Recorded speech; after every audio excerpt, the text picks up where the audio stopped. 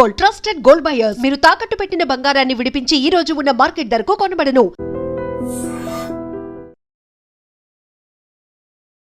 జబర్దస్త్ అప్పారావు గారు మంచి తెలివున్న ఆయన, చాలా ఎథిక్స్ అండ్ వాల్యూస్ తెలిసిన వ్యక్తి. అలాంటి వ్యక్తి లేడీ గెటప్లు వేసి డబుల్ మీనింగ్ వర్డ్స్ మాట్లాడుతున్నప్పుడు కొంత ఎందుకు ఈ డైలాగులు అవసరమా, ఇలాంటి కామెడీ అవసరమా అని ఎప్పుడు మీకు అనిపించలేదా? అంటే ఇప్పుడు ఇది నేను రాసుకున్న స్క్రిప్ట్ కాదు కదా. ఇప్పుడు మనం సినిమా షూటింగ్కి వెళ్తాం, అక్కడ స్క్రిప్ట్ వస్తుంది, అక్కడ కొన్ని అబ్జెక్షన్స్ ఉంటే ముందే చెప్పేస్తా.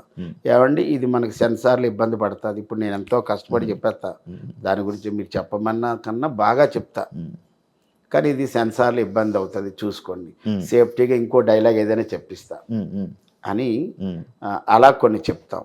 కొన్ని ఇంకా కిందకి చెప్పాలంటే మనం ఏం చేసేది ఏం లేదు, కొన్ని చేయను కొన్ని చేస్తాం, తప్పదు. ఇంకా ఆ ప్రొఫెషన్లో మనం అది ఏదైనా ఉంటే వాళ్ళు చూసుకుంటారు. అంటే లైక్ నేను ఒక స్కిట్ చూసాను అనమాట, నిన్ననే చూసాను, కొంచెం నవ్వుకున్నాను. అది మీ ముగ్గురు ఉంటారు, లైక్ బుల్లెట్ భాస్కర్, మీరు, వర్ష, అదే అదే ఫైమా, అదే పచ్చళ్ళ పాపాయ, పచ్చళ్ళ పాపాయ. ఇది యాక్చువల్లీ సీక్వెల్.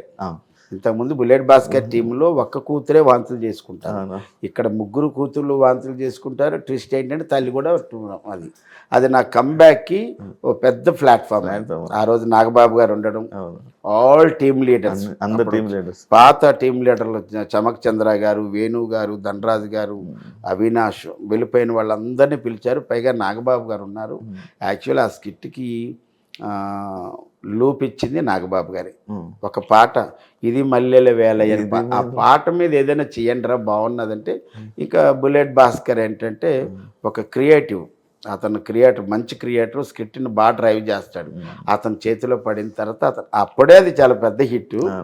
మొన్న ఏమైందంటే అది బ్లాక్ బస్ట్, పెద్ద. నేను నా కంబ్యాక్కి అంత అద్భుతమైన స్క్రిప్ట్ అది మాకు అది ఛాలెంజింగ్ అని చెప్పాలి.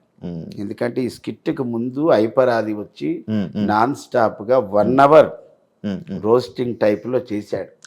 1 hour తర్వాత ఒక్క షోని ఇక్కడ తీసుకెళ్ళి పెట్టిన తర్వాత, ఆ తర్వాత చిన్న లిటిల్ బిట్ గ్యాప్ తర్వాత మా స్కిట్ పెట్టారు. అప్పుడు నా మీద ఎంత ప్రెజర్ ఉంటుంది. ఫుల్ ఒక బ్యాట్స్మెన్ వెళ్ళి, మంచి బ్యాట్స్మెన్ వెళ్ళి బాగా చేసి వచ్చేసింది, ఇంకో బ్యాట్స్మెన్ వెళ్ళి దాని పైకి లేపాలి కదా. అలాగ నాకు అంత బాధ్యత వచ్చింది. ఆ రోజు అందరూ అరే కంబ్యాక్, మా శ్రీపాద్ గారి వల్లే నేను కంబ్యాక్ వచ్చా, భలే ఎపిసోడ్ పడింది అనుకున్నాం. ఇప్పటికీ ఎక్కడికి వెళ్ళినా విలేజెస్కి వెళ్తే ఏమన్నా మీ పచ్చళ్ళ పాపాయమ్మ బాగుందండి, ఆవకాయ బద్ద అయితే వచ్చి నాగబాబు గారు తిన్నారు, ఇవి అంటే మనకు ఆనందం వేస్తుంది. కానీ డైలాగ్ డబుల్ మీనింగ్లే, అది కంప్లీట్గా డబుల్ మీనింగ్లో ఉంటుంది, కానీ ఎవరికి దొక్కదు. అవును, ఇప్పుడు అదేదో చూస్తా అది మేము ఎప్పుడైనా సరే బేసే కానీ ఫేస్ ఎప్పుడు చూడలేదమ్మా. అది అలా పండింది. అది అయితే ఒక్కొక్క దగ్గర చిన్న పంట కింద రాయిలా పడుతుంది, మనం ఏం చేయలేం. కానీ అందులో ఎవరు నెగిటివ్గా అనడానికి లేకుండా ఆవకాయ పచ్చడి మీద వేసాం కాబట్టి పచ్చడి ఎంత కారంగా ఉంటుందో ఈ స్కిట్ కూడా అంత కారంగా ఉంది. అందరూ యునానిమస్గా ఆ రోజు నా కళ్ళ నీళ్ళు. అంటే అంతమంది టీం లీడర్లు, సుమారు 50 మంది, ఇటువైపు ఒక 25 మంది, ఇటువైపు ఒక 25, మీరు చూసారు కదా స్కిట్. అంతమందిలో పైగా నాగబాబు గారు ఉండటం మూల నా స్కిట్కి ఇంకొక ఒక ఫ్లేవర్ యాడ్ అయింది. అంతే, జడ్జిలు మారిపోయి కూడా ఫ్లేవర్ పోయిందని అనుకోవచ్చు. నేను అక్కడి నుంచే స్టార్ట్ అయింది డౌన్ఫాల్ యాక్చువల్లీ. అవును, అయింది. ఇప్పుడు ఏదో సంతోష్ గారు క్రియేటివ్ హెడ్, ఆయన వచ్చిన తర్వాత మార్పులు చేర్పులు జరుగుతున్నాయి. ఇప్పుడు ముగ్గురు డైరెక్టర్లు. ఎంత వచ్చినా మళ్ళీ ఆ పాత వైభవం తీసుకురాలేరు కదా. తీసుకురాలేరంటే తీసుకురావచ్చు, దానికి ఏదో మళ్ళీ ఒక మంచి ఐడియా పెట్టుకొని. ఇప్పుడు అందుకే కదా ఇన్స్టాగ్రామ్ వాళ్ళు అంటే ఇప్పుడు జబర్దస్త్ వాళ్ళకి ఎంత ఫేమ్ ఉందో, ముగ్గురు కుర్రాళ్ళు ఉంటారు, వాళ్ళు చిత్తూరు వాళ్ళు, ముగ్గురు చిత్తూరు స్లాంగ్లో ఉంటారు. వాళ్ళు మొన్న అడిగితే చెప్పారు, శివ 86 లక్షల సబ్స్క్రైబర్స్ ఉన్నారండి అన్న. 86 లక్షలు అంటే చిన్న. వాళ్ళు ముగ్గురు ఉంటారు, ముగ్గురు ఐడియా ఉందా, 2 అన్నదమ్ములు, ఒక అబ్బాయి మేనలుడే, ఏదే అంత అరుస్తాడు. ఆ అబ్బాయిని తీసుకొచ్చారు, వాళ్ళ ముగ్గురిని తీసుకొచ్చారు, వాళ్ళకి ముగ్గురికి ఒక టీం ఇచ్చారు. అవును, ఇప్పుడు చేస్తున్నారు. ఇప్పుడు ఉన్నారు వాళ్ళు. ఉన్నారు, మొన్నే చూశాను ఒకటి. అలాగే మొన్న కే ర్యాంప్లో లింగి డ్యాన్స్ చేసిన అబ్బాయిని పిలిచారు. తర్వాత చిరంజీవి గారి లాగా డ్యాన్స్ చేసే మురళీ గారిని తీసుకొచ్చారు. ఎక్కడ ఇన్స్టాగ్రామ్లో కాదు, యూట్యూబ్లో కాదు, దారిని పోయే వాళ్ళు ఎవరైనా బాగా చేస్తే తీసుకురండి అన్నారు. ఒకప్పుడు నేనే వచ్చా, చేసావుగా. ఒకసారి వచ్చాను అప్పుడు. కానీ అది వస్తుంది. ఇప్పుడు 13 ఏళ్ళు ఒక షో అంటే సౌత్ ఇండియాలోనే ద నెంబర్ 1 షో, గిన్నిస్ బుక్కి ఎక్కే అర్హత ఉన్నటువంటి షో అది. ఏదో నడుస్తుంది బండి, బండి అయితే పడిపోలేదు కానీ బండి వెళ్తుంది. ఇప్పుడు మనం చూసేవాళ్ళు పడిపోయిందని మనం ఎలా అనుకుంటున్నాం, అరే ఇన్ని సంవత్సరాలు ఉన్న రేటింగ్ అమాంతం 18కి వెళ్ళిన రేటింగు. సీరియల్స్లో ఒక కార్తీక దీపం అంత రేటింగ్, దీనికన్నా దీని బాబు అది కార్తీక దీపం అని ఇది. కానీ మొగల రేకులు, చక్రవాకం, దాని ముందు ఆ ముందు రుతురాగాలి ఇవన్నీ కూడాను. ఇప్పుడున్న సోషల్ మీడియాలో చెప్పాలంటే ఈ కార్తీక దీపానికి ఎంత రేటింగ్ ఉందో అంత రేటింగ్ కన్నా ఎక్కువ ఉన్నది మా జబర్దస్త్ అన్న. నార్మల్గా మీకు ఏజ్కి రెస్పెక్ట్ ఇస్తారా, మీ టాలెంట్కి రెస్పెక్ట్ ఇస్తారా అన్న మీ టీం మెంబర్స్ అంతా? నాకు ఫస్ట్ టాలెంట్కే, తర్వాత నేను అందరితో కలిసి ఉంటా. అందరి దగ్గరికి వెళ్ళి వాళ్ళు వచ్చి మనల్ని పలకరించాలి, వీళ్ళు వచ్చి మనకు పలకరించాలి లేదు. అన్ని టీములకి వెళ్ళి గుడ్ లక్ అబ్బాయి బాగా చేయండి అంటాను. ఇంకా నేను చెప్పాలంటే మేము వెళ్ళినప్పుడు ధనరాజు గారు, వేణు గారు మా స్కిట్ ఎక్కేటప్పుడు వాళ్ళు వచ్చేసారు కిందకి స్కిట్ చేసుకొని. మేము వెళ్ళేటప్పుడు ఏంటి బాబాయ్ ఎలా ఉంటుందంటే చెప్పలేము, మిమ్మల్ని కొట్టవచ్చు అంటాం. 10కి 10 మార్కులు గ్యారెంటీ అని చెప్పేసేవాడిని, చెప్పెక్కేవాళ్ళం స్కిట్. ఏంటి బాబాయ్ అంత కాన్ఫిడెంట్గా చెప్తావంటే స్కిట్ మీద దమ్ అంతే. అలాగే చేసేవాళ్ళం. నేను ప్రతి స్కిట్ శివ కొత్తగానే ఉంటుంది నాది. అంటే బోళ్ళు కొన్ని 100 స్కిట్లు చేసేసాం, ఆ రిలాక్సేషన్ ఉండదు. నా ప్రాక్టీస్ అంతా కూడా నేనేమంటాను, ధనరాజు గారి దగ్గర మొన్నటిదాకా ధనరాజు గారి దగ్గర ఒక 4-5 షెడ్యూల్ చేసినప్పుడు ఆయన ఏంటంటే రేపు ప్రాక్టీస్ అంటే ముందు రోజు పీడిఎఫ్లో స్క్రిప్ట్ పంపించేసేవాడు. నేను తెల్లవారికి వెళ్ళేటప్పుడు ప్రాక్టీసు అరగంట గంటలో మొత్తం అంతా అవగొట్టేసేవాళ్ళు. అంత బౌండెడ్ స్క్రిప్ట్తో వచ్చేవాడు. నేను మళ్ళీ దాన్ని రికార్డింగ్లో పెట్టుకొని నేను వినడం, దీన్ని ఎంత గొప్పగా చేస్తే బాగుంటుంది, ఎన్ని మార్పులు చేస్తే బాగుంటుందని చిన్న చిన్న మార్పులు ఏమంటే అబ్బాయి ఇలా వేస్తాను, అబ్బాయి ఇలా వేస్తాను, ఓకే బాబాయ్ నీ ఇష్టం. Super super. నేను ఎప్పుడు ఇన్ని 100 స్కిట్లు చేసేసాను, ఏనాడు రిలాక్స్ అవ్వలేదు, రిలాక్స్ అవ్వను కూడా. మనం చేసినంతకాలం అంతే ఉండాలి. అన్న ఈ ఐబ్రోస్ ఏం తీసారా అన్న? ఇవి ఐబ్రోస్ ఉన్నాయా? ఉన్నాయి. నాకు ఐబ్రోస్ ఏ ఉండదు. ఇప్పుడు ఇది మామూలు మన ప్రోగ్రామ్కి వెళ్ళినప్పుడు ఐబ్రోస్ కనబడవు నాకు పెద్దగా, అందుకు చిన్న హైలైట్ పెడతా అంతే. అంతేనా? అదే చూస్తున్నాను మొత్తం సేవ్ చేసుకొని, క్లీన్ సేవ్ చేసుకొని. ఇప్పుడు గడ్డం పెంచాలని ఉందన్న నీకు? కరోనా పెంచనిచ్చింది. కరోనా వల్లే నేను ఫస్ట్ లాక్డౌన్లో ఇంట్లో నుంచి ఎక్కడికి కదలలేదు కదా, 3 నెలలు. అప్పుడు గడ్డం వచ్చింది. చూడలేదు కదా ఎవరు చూడలేదు కానీ ఒక వీడియో చేశాను, ఇది ఒక మందు మీద దండకం పాడి. తర్వాత మళ్ళీ సెకండ్ లాక్డౌన్లో పెరిగింది అంతే, 2 సార్లు. దీనికి ముందు 1.5 year పెంచా, కేవలం ఒకే ఒక సినిమా కోసం. ఆ సినిమా పేరు ప్రాణం. డైరెక్టర్ మల్లి గారు, ప్రొడ్యూసర్ గారు ఏమో మాగంటి బాబు గారు, అల్లరి నరేష్, సదా. ఆ సినిమాకి వాళ్ళు మా గురువు గారు సత్యానందం గారి దగ్గరికి వైజాగ్ వచ్చి కొన్ని క్యారెక్టర్ కొంతమందిని పిలిచి, మీరు సినిమా స్టార్ట్ అవుతుంది, మీరు హీరో ఫ్రెండ్స్, అల్లరి నరేష్కి విలేజ్లో ఫ్రెండ్స్ కాబట్టి మీరు అసలు గెడ్డం కానీ ఎయిర్ కానీ ముట్టుకోవద్దన్నారు. ఇదేదో అప్పుడు మనకి ఏమి లేవు, సరే మంచిదే కదా, ఒక క్యారెక్టర్ కోసం అతను అలా చెప్పినప్పుడు మనం వదిలేసాం. 1 year అయిన తర్వాత మళ్ళీ మా గురుగారు ఫోన్ చేసి, రెండు మన వాళ్ళు గడ్డలు మీసాలు పెంచుకొని ఉన్నారు, సినిమా ఎప్పుడు అని అడిగితే, ఉన్నది గురుగారు, ఉన్న సినిమా అయితే ఉంది అని చెప్పి తర్వాత 1.5 year తర్వాత ఏలూరు దగ్గర చేసాం. అదే నా జీవితంలో 3 సార్లు పెంచింది. 1 ప్రాణం సినిమాకి, 2 ఫస్ట్ లాక్డౌన్, 2 సెకండ్ లాక్డౌన్. తర్వాత నేను ఎవ్రీడే షేవింగ్, ఎవ్రీడే. అస్సలు బయట ఎక్కడా కూడా ఇప్పుడంటే నేను ఇంకా ఇవన్నీ ఉన్నాయి కాబట్టి, కానీ మనం రేపు ప్రోగ్రామ్కి వెళ్ళామంటే తెల్లవారికి మారిపోతుంది. నేను ఒకరోజు ఒక ఈవెంట్కి వెళ్ళాను, చూశాడు అతను మొత్తం అంతా ఎయిర్ వైట్ ఉంది బాగా.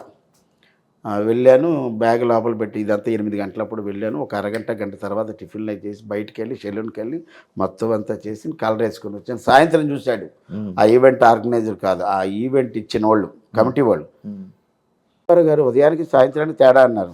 మరి స్టేజ్ ఎక్కినప్పుడు కొన్ని ఉంటాయి అన్నాను. అది చాలా మెచ్చుకున్నాడు. అది మనం అంటే మన నిత్య నూతనంగా ఉండడమే ఆర్టిస్ట్ చేయాల్సింది మరి మార్కెట్లో ఉండాలి అంటే. అంటే మీరు నార్మల్గా ఏ సినిమా పడితే ఆ సినిమా చేసేస్తారు, చిన్నదా పెద్దదా అవి ఏం ఆలోచించరు. ఒక క్యారెక్టర్ రాగానే ఒక సినిమా ఆఫర్ వచ్చింది ఓకే అని ఎందుకు చెప్పేస్తారన్న? అంటే నాకు బ్రేక్ రాలేదు కదా శివ, నాకు ఒక బ్రేక్ వచ్చేసి మంచి సినిమాలు పడ్డాయి అనుకో, అప్పుడు నేను ఆలోచిస్తాను అన్ని సినిమాలు చేయకూడదు, కొన్ని సినిమాలు చేయాలి. నాకు బ్రేకే రాలేదు కదా, కానీ బ్రేక్ లేకుండా చేస్తున్నాను ఏదో ఒకటి. ఇప్పుడు మొన్న అలీ గారు జడ్జిగా, అలీ గారు నాకు తెలిసి ఫస్ట్ టైం జడ్జిగా చేశారంట. అందులో నేను ఒక లాయర్ క్యారెక్టర్ చేశాను. అందులో మా ఐపరాది, టేస్టీ తేజ, అవినాష్ వీళ్ళందరూ కాంబినేషన్లో నాకు వేషం పడింది, చేశా. మొన్న అనుకోకుండా మేము కొత్త వలసలో ఎక్కడో ఒక షూటింగ్లో ఉంటే 2 రోజులు పక్కనే జైపూర్ నుంచి ఒక కాల్ వచ్చింది. ఫనీ అని ఒక అబ్బాయి ఉంటాడు కదా, ఫన్ బకెట్లో ఫనీ, బ్లాక్ ఫనీ ఉంటాడు. అతను బాబాయ్ ఎక్కడున్నా ఉంటే నేను ఇక్కడ విజయనగరం కొత్త వలసలో ఉన్నానంటే మనకి జైపూర్లో ఒక సినిమా ఉంది, మరి ఈరోజు రాగలరా అని అడిగాడు. ఈరోజు రాగలరా అంటే ఎప్పుడన్నాను అంటే మీరు ఒక 10 గంటలకు వస్తే చాలన్నాడు. నేనేమో కొత్త వలసలో ఉన్నాను, షూటింగ్ అయితే 7 గంటల వరకు ఉంటుంది, మరి నన్ను ఇక్కడి నుంచి తీసుకెళ్ళగలిగితే వస్తానన్ను. 7 గంటలకు షార్ప్గా కారు వచ్చింది, 7:15 కారు ఎక్కాను. 11 గంటలకల్లా అక్కడికి వెళ్ళిపోయాం. జైపూర్ జైపూర్ అంటే మన ఒడిశా జైపూర్, ఎక్కడ మన అరకు మీదుగా అలా వెళ్ళా. ఒక్కడనే డ్రైవర్ని పెట్టారు, మంచి కారు పెట్టారు, మంచి కుర్రాన్ని పెట్టారు డ్రైవర్ని. 11 గంటలకు వెళ్ళాను, 4 గంటలకు నాకు అయిపోయింది. 4 గంటలకు పెడితే మళ్ళీ 8:30 ఉదయానికి అందుకున్నా. మళ్ళీ ఇంకొక రోజు ఫోన్ చేశారు, మళ్ళీ అలాగే వెళ్ళొచ్చు. అలా 3 సార్లు వెళ్ళొచ్చా జైపూర్లో ఒక షూటింగు. అది కూడా మన రాజా రవీంద్ర గారు, బాబు మోహన్ గారు, సప్తగిరి గారి కాంబినేషన్. అందులో ఆ సినిమాలో సప్తగిరి గారు డ్యూయల్ రోల్, తాత మనవడు, మంచి సినిమా. ఓకే. సో సార్ మన నార్మల్గా మన డైరెక్టర్ని వాళ్ళని అవకాశాలు ఇవ్వండి అని అడుగుతారా? అయ్యో 100%. మన వేణు గారి దాంట్లో ఎందుకు? నేను అంటే వేణు నాకు తెలుసు కదా, బాబాయ్ బాబాయ్ అంటాడు. తర్వాత ఏమో శాంతి కుమార్ గారు నాకు తెలుసు, అప్పారాగారు అంటారు. విమానం డైరెక్టర్ శివప్రసాద్ గారు తెలుసు, ఆయన చమక్ చంద్ర గారి స్కిట్లు రాశారు, నేను సోలో టీమ్ లీడర్ ఉన్నప్పుడు రాశారు. తెలుసుండి అడగడం ఎందుకంటాను. ఇప్పుడు వేణు గారికి నేను అరే ఇది బాబాయ్ అయితే భలే చేస్తాడు అనుకున్నాడు అనుకో, నన్ను పిలుస్తాడు కదా. లేనప్పుడు నేను వెళ్ళి కనబడి ఏదంటే చూడు అని అడగలేను. కానీ మా సత్యపండు గారికి అవకాశం వచ్చింది. ఏప్రిల్లో డేట్లు ఉన్నాయన్నారు, ఎల్లమ్మ సినిమా అన్నాడు. నేనన్నా నా సినిమా కోసం డేట్లన్నీ పక్కన పెట్టుకోండి, వేరే సినిమా వచ్చినా ముందు వేణుగారిని అడగండి, అబ్బాయి ఏంటి డేట్లు వచ్చాయి మరి వెళ్ళనా లేకపోతే మీ దగ్గరకు ఉండనా అంటే ఉండంటే ఉండిపోమండి, ఇంకో సినిమా చేయొద్దు, ఏవో ఆ సినిమా బలగంలాగా పెద్ద హిట్ అయ్యే సినిమా ఇవ్వండొచ్చు అన్నాను. అందుకే దాంట్లో కూడా బోల్డ్ మంది మారి లాస్ట్కి దేవి ప్రసాద్ గారికి అదృష్టం వరించింది కదా. అందుకు కొన్ని అడగని అబ్బాయి, కొన్ని మాత్రం నేను తప్పకుండా వెళ్ళి కంపల్సరీగా నాకు మీ సినిమాలో నాకు సూట్ అయ్యే క్యారెక్టర్ ఏదున్నా ఇవ్వండి సార్ చేస్తానంట. ఓకే, వెళ్తుంటారు, అడుగుతూ ఉంటారు డైరెక్టర్. అలాగని డిమాండ్ కూడా ఏం లేదు. ఇప్పుడు ప్రస్తుతానికైతే సినిమాకి నేను 20,000 చెప్తాను సినిమాకి, ఒక సినిమా. అది కూడా నాకు అదృష్టం ఏంటంటే సరిలేరు నీకెవరు, సరిలేరు నీకెవరు సినిమా వరకు రాజాది గ్రేట్ కానీ, రాజాది గ్రేట్ అయితే రోజుకు 10,000, అది దిల్ రాజు గారి సినిమాయే కదా. సరిలేరు నీకెవరు వాళ్ళదే కదా. అవును, ఈ సినిమాకి 10,000 తీసుకున్నాను. ఆ తర్వాత ఈ సినిమా పెద్ద హిట్ అయింది కదా, అప్పుడు బయట ఎవరు అడిగినా 20,000 చెప్పారు. కొంతమంది 20,000 ఇచ్చారు, కొంతమంది చిన్న సినిమా అండి అంటే ఎంత ఇస్తారు 15,000. ఓకే. ఇంకొక తీరు ఏంటంటే సినిమాలో క్యారెక్టర్ బాగుంది, అరే ఈ సినిమా ఆడినా ఆడకపోయినా మనకంటూ ఒక మంచి పేరు వస్తుంది అన్నప్పుడు 10,000కి చేస్తాం. 10,000కి తక్కువ అయితే చెయ్యను. ఇప్పుడు పెద్ద పెద్ద హీరోలు లైక్ ఇప్పుడు సరిలేరు నీకెవరు కానీ, చందమామలో కానీ, లేకపోతే ఇంకా కొన్ని చాలా సినిమాల్లో చేశారు కదా, పెద్ద హీరోస్ మీతో మాట్లాడుతుంటారా? ఎలా ఉంటారు మీకు? అది నాకు తెలుసుకోలేను. అంటే ఇంతవరకు నేను 14 రోజులు చేశాను సర్లేరు నీకెవరు. నాతో ఒక సందర్భం 2 సందర్భంలో మాట్లాడింది రావు రమేష్ గారు. ఇంకా మహేష్ బాబు గారు షార్ట్ కట్ అంటే ఆయన వెళ్ళిపోయేవారు, ఎక్కడ మాట్లాడడానికి లేదు కూడా, ఎక్కడా లేదు. ఏ హీరోలు మాట్లాడరు? ఎవరితో లేదు. నితిన్తో ఒక సినిమా చేశాను కదా శ్రీ ఆంజనేయ, మాట్లాడడానికి ఎక్కడ అవకాశం లేదు. అవదని కాదుగా, నేను ఎందుకు అంటే ఇప్పుడు షార్ట్ కట్ అనగానే గొడుగు వస్తుంది, వెళ్ళిపోతారు కదా వాళ్ళు. అంటే వాళ్ళు మీ దగ్గరికి వచ్చి మాట్లాడడం ఆహా ఏం లేదు అలా లేదు. అలాగైతే రామ్ చరణ్ గోవిందుడు అందరూ వాడేలి ఒక పాటలో నా భుజం మీద చేసి కొద్దిసేపు మాట్లాడారు. ఈ లోపు సాంగ్ కాదు, ఏదో ఒక లీడ్ లాగా ఉంటుంది. కానీ ఆ సినిమాలో నేను లేను. కట్ చేస్తారు. కట్ చేయడం అంటే రామ్ చరణ్ గారి తాత క్యారెక్టర్ కదా ప్రకాష్ రాజ్ గారు. దీనికి ముందు ప్రకాష్ రాజ్ గారు కాదు ఆ క్యారెక్టర్. తమిళ actor, director, hero Raj Kiran గారు. ఆయన దగ్గర నేను ఒక ఫ్లాస్కో, ఒక మందులు, ట్యాబ్లెట్లు, బ్యాగ్ ఇవన్నీ పట్టుకునేవాడిని.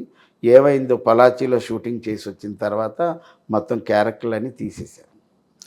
అంటే ముందు రాజ్ కిరణ్ గారినే తీసేశారు, దాంతో అతని కాంబినేషన్లో తీసేశారు. ఇంకా నేను కూడా మళ్ళీ గురుగారికి అక్కడ అప్పటికే నేను ఒక 50,000 పేమెంట్ తీసేసుకున్నాం. 1,50,000 2 లక్షల పేమెంట్ అది. ఒక 50,000తో సరేలే గురుగారి దాంట్లో చేశాం కదా, రామ్ చరణ్ గారి దాంట్లోనే చేసామని ఆనందం వచ్చింది. మామూలుగా ఈవెంట్స్కి వెళ్తుంటారు కదా, ఎంత వస్తుంది సార్? ఎంత ఇస్తారు ఈవెంట్లో? చెప్పాను కదా 15 అంతే. 15 ప్లస్ ట్రాన్స్పోర్ట్ ఇప్పుడు దాకా. కొన్ని ఈవెంట్లు 20,000 ఉంటాయి, కొన్ని బెంగళూరు ఈవెంట్లు 30 ఉంటాయి. అంటే మనకు బెంగళూరు అంటే ఒక డే వేస్ట్ అయిపోతుంది. అందుకోసం కొద్దిగా డబుల్ పేమెంట్ ఇవ్వండి సార్ అంటారు.